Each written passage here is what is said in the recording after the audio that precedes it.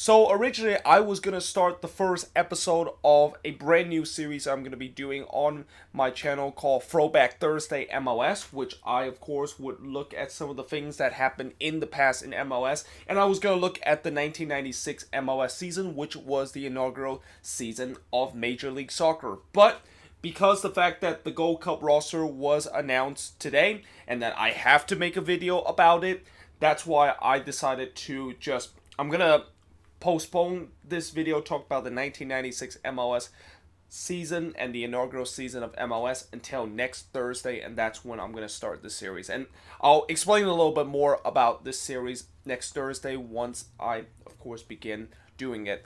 But that being said, let's take a look, of course, the Gold Cup roster. And, yesterday there was definitely a lot of overreaction and just a lot of panic in terms of the U.S. men's national team fan base, and that there was definitely a lot of people saying that, yeah, this is the end of the world, and that the U.S. clearly have once again gone backwards. We're not going to make the World Cup again because we lost this one friendly game against Jamaica, and we lost them 1-0, even though we were only playing our B team and it was an experimental squad. Well, if you thought yesterday kind of overreaction and meltdown was crazy, yeah, today it was basically meltdown 2.0.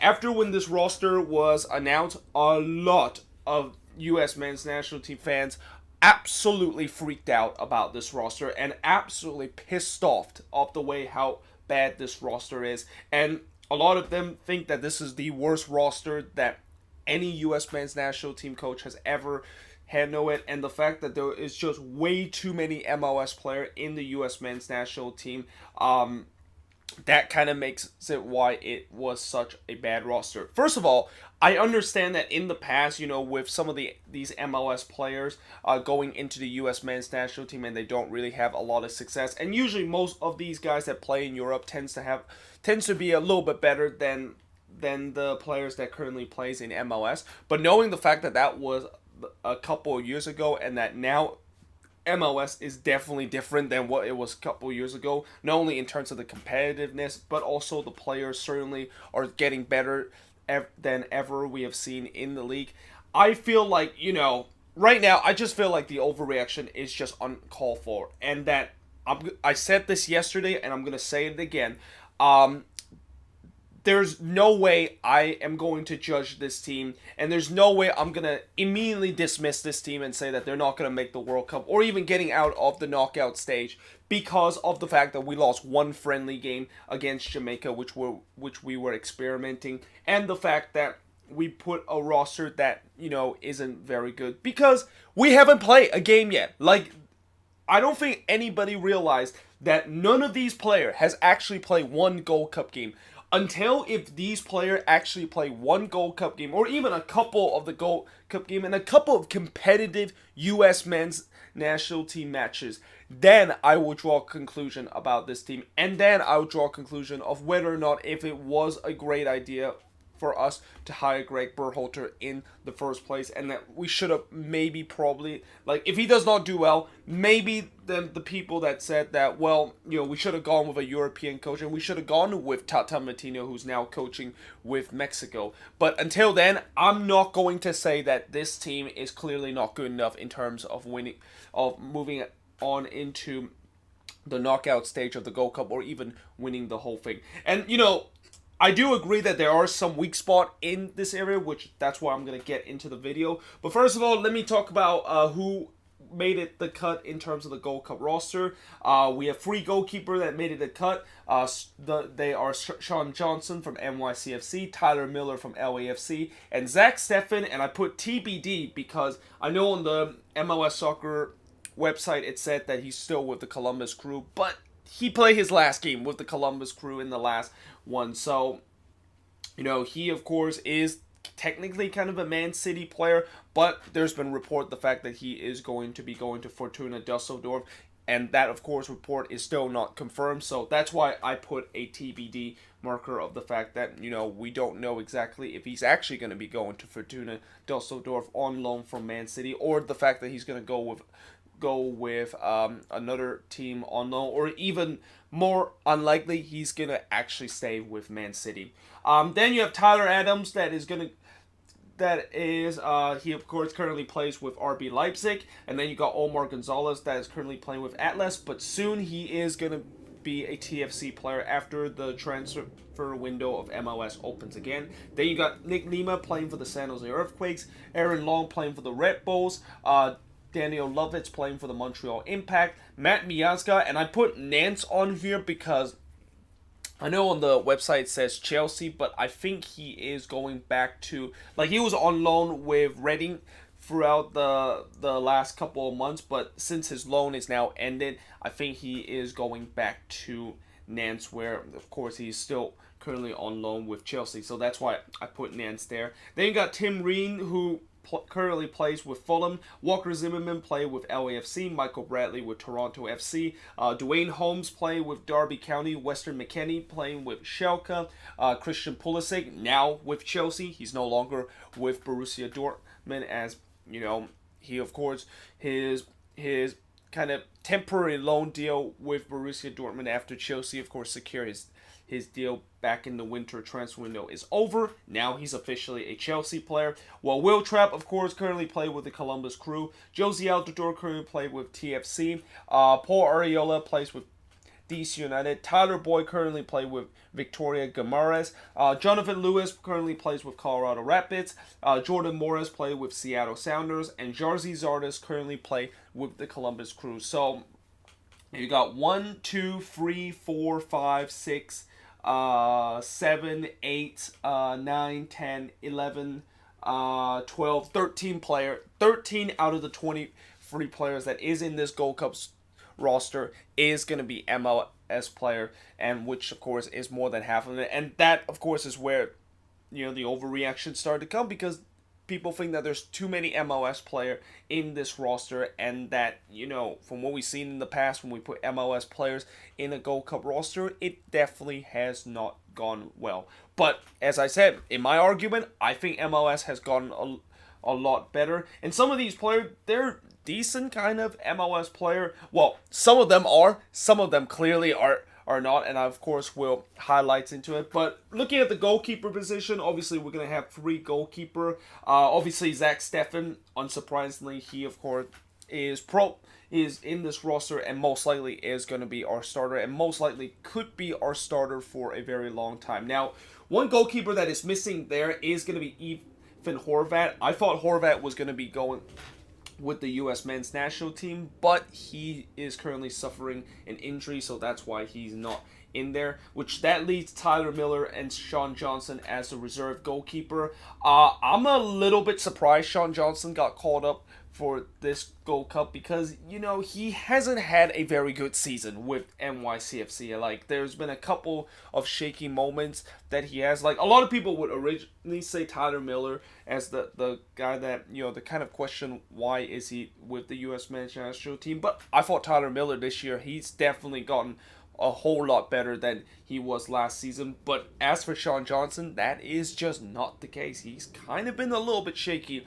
with NYCFC this season, and that, you know, maybe it should have been Brad Guzan that is in there, but then again, Brad Guzan has also had his struggles so far this season with Atlanta United.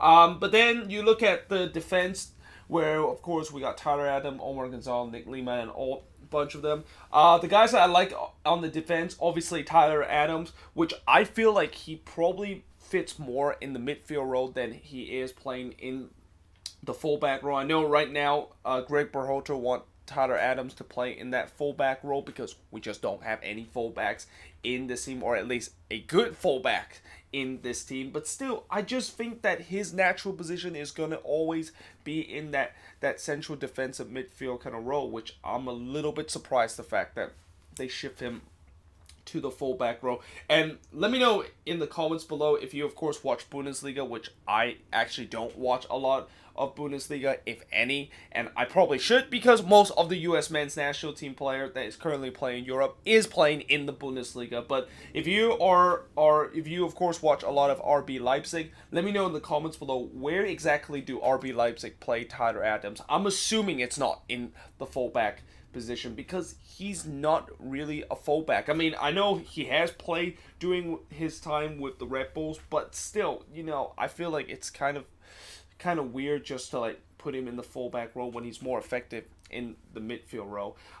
Then I think Aaron Long is a decent choice. I think he's been having a good season with the Red Bulls. Daniel Lovett, good option too. And then Walker Zimmerman, obviously Walker Zimmerman, I think he's right now the best center back in MLS. I mean, there is no doubt that he is an absolute rock with this LAFC team. Like, a lot of people talk about this LAFC team being an attacking juggernaut, and a lot of attention goes with Carlos Vela, with the way that he has just absolutely light up with this LAFC team. But a lot of people don't talk about that this defense for LAFC is actually really good, and it's anchored by Walker Zimmerman that has just been an absolute rock in that center back row. Now, guys that I kind of have questioned in terms of being in this roster, and guys that I don't feel like should have deserved a call up. Obviously, Omar Gonzalez, yeah. I said it in the last game where he definitely did not look good against Jamaica. And I know it's just like one game, but you know, Omar Gonzalez doing his time with the U.S. men's national team, I know he had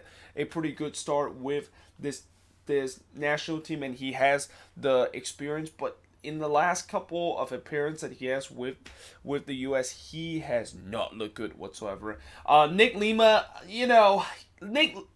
I think a lot of people would say that Nick Lima was a good choice because he did very well when he, of course, was with the January camp with the U.S. men's national team, but he has not done that well with the Quakes. I think, of the 4 seasons that Lima has been with the Quakes, I think this is probably his worst one because, there's been times where he has been caught from being caught into space, and that he just does not look comfortable with the Quakes whatsoever. But having said that, maybe that's because of the fact that it feels like Lima just not fit the Almeida system, because when Lima plays in this Berhalter system, he really thrives in this system. So I'll give a maybe that he didn't deserve to be in the Gold Cup roster, and maybe he should because of the performance he did in the January camp. And then of course Tim Reams, yeah, he was not good with Fulham. I mean, he was part of that team that gave up record amount of goals in the Premier League last season and eventually got relegated in the Premier League. So yeah, Tim Reams, I have a little question about the fact that he actually got called up in this team, and the fact that, I don't know. I don't think he probably should have deserved to get called up in this team. But moving on to the midfield, players that I think definitely, of course, was a great idea to be called up in this roster and definitely deserved their spot. Obviously, Christian Pulisic, he is basically Captain America of this team. He's basically the heart and soul and the attacking piece that we have, and probably the best player in this 23-man roster right now. And and I think that followed by Weston McKennie, that is doing very well in that midfield. But a guy that I want to mention that I think definitely deserve his spot is actually Dwayne Holmes. I mean, I know a lot of people haven't heard about Dwayne Holmes when he was playing with Derby County, but he, in the last game against Jamaica, he actually were one of the few players that actually stand out in that game, and that, it feels like this kid, although he hasn't really been talked a lot by a lot of the fans and a lot of the people that know him, he's quietly started to create a good resume of the fact that he maybe deserved to be in that midfield row, and that he could be one of the guy that we will definitely see his name again with the U.S. men's national team. So definitely keep an eye on this guy. Now, guys that I think that probably shouldn't have deserved the call up, or maybe probably shouldn't be here. Obviously, Michael Bradley, and I understand Michael Bradley is there because of experience. It's kind of the same case with Omar Gonzalez, where, both of these guys, they have experience. They have done well in their early career with the U.S. men's national team, but the last couple of years, man, they have fallen off the cliff. And in Michael Bradley's case, he has really fallen off the cliff. Like, first he fallen off the cliff with the U.S. men's national team. Now he kind of fall off the cliff now with TFC2, and how he just have not looked as good as he once was in the beginning of his career and in his prime of his career. So yeah, definitely Michael Bradley probably shouldn't be in this Gold Cup roster. And another guy that probably shouldn't be in this Gold Cup roster is gonna be Will Trapp. I mean, I know a lot of these kind of overreacting kind of U.S. men's national team fans said that they cannot stand Will Trapp and the way that he's been playing, and that's one thing that I think I actually do agree with the fact that Will Trapp, from what I'm seeing him with this team and what I seen in the January camp and what I seen in that Jamaica game and pretty much what I've seen from him throughout this whole season with the Columbus Crew, he's been just god awful. As I said, I usually don't judge most of these players unless I see them play a lot of minutes either with their club and their country, and that I can maybe give a slight kind of reaction in some of these players. But right now, when you look at Will Trapp, there's no hiding the fact that he's been just awful. Like, he was awful in that game against Jamaica. He was awful in the January camp, and he's now awful with the Columbus Crew. And he has just repeatedly made mistake with this Columbus Crew team that has really just fall down the table. Now, I'm not going to say he's the reason why the Columbus Crew is falling down the table. That's another discussion, and probably I'll talk a little bit more about that once I do the preview, when I talk about the Columbus Crew. But still, he just have not looked good whatsoever. And I think the only reason why Will Trapp is in here is because he's a Berhalter guy. Like, Berhalter really like Will Trapp. It's going to take a lot for Will Trapp to get dropped in this team. And I know a lot of people hate him and don't want to see him anywhere near the starting 11. But sometimes when you are a coach's favorite, which clearly Will Trapp is the favorite of Greg Berhalter, and he's not going to do anything to try to get rid of him and not made him into the U.S. men's national team roster. There's really nothing you can do about it other than the fact that you hope Berhalter eventually will understand that Will Trapp is actually not very good. But looking at the forward position, guys that I think definitely deserve, obviously Jozy Altidore. Altidore, he has definitely kind of struggled in terms of trying to be healthy this season, because he has spent time in the IR and he has spent a lot of time injured. So hopefully he will of course be in his sharpness, and I think he probably is our best striker so far and our main goal scorer so far. And really looking at the six forwards that we have with Jozy Altidore, Paul Arriola, Tyler Boyd, Jonathan Lewis, Jordan Morris, and Jarzy Zardes, none of them really kind of wows you. Like, with Jozy Altidore, I talked about the injury. Paul Arriola, he's been very inconsistent with DC United. Tyler Boyd, I don't really know much about him, so he's kind of a mystery to me. Jonathan Lewis, he's finally started given his chance with the Colorado Rapids, and boy, has he really taken advantage of that. But still, I think this is only his. I believe this is only either this is his first ever called up, or the fact that he has been called up before, but he hasn't really have a lot of experience with the national team.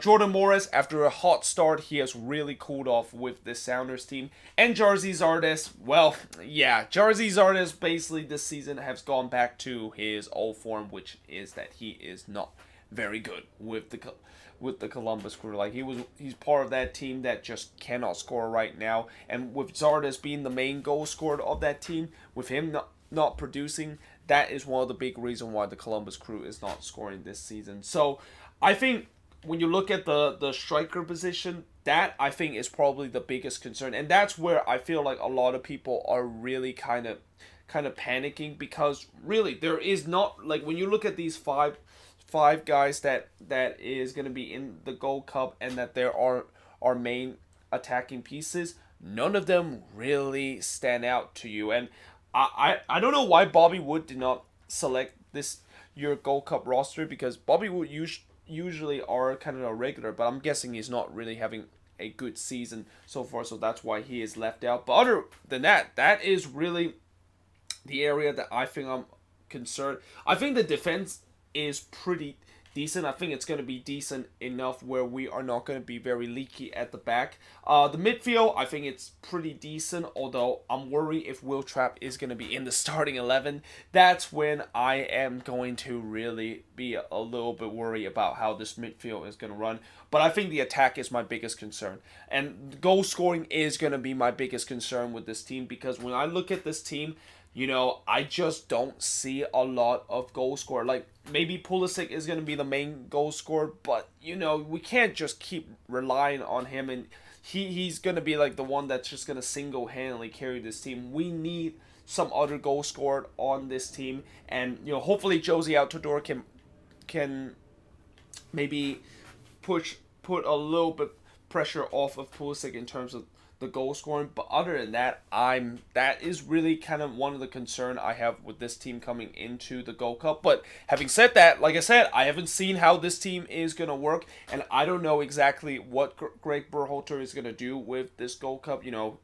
He's been experimenting this team, and he has been preparing this team for the Gold Cup. Now let's see if the experimenting that he has been doing is going to pay off heading into the Gold Cup, because there's no doubt that this Gold Cup, and with how much expectation it is with the U.S. men's national team, and it seemed like our fans are kind of really having this World Cup or bust kind of mentality, and also just us trying to get deep into the World Cup. This is a big tournament for Greg Berhalter, because if he screw this up, then yeah, his reputation is gonna take a really big nosedive, and that's when there's gonna be a lot of criticism. So yeah, we'll see how the Gold Cup is gonna be like for the U.S. men's national team. I believe their first game in the Gold Cup. I know it's going to be at Allianz Field. I don't exactly know who their opponent is, and I think it's going to be on the 12th that they are going to be playing their first Gold Cup game. I might be wrong though. It's going to be on a Tuesday. That I know. I think it's either on the 12th or on the 11th. Let me just double check here. It is going to be, yeah.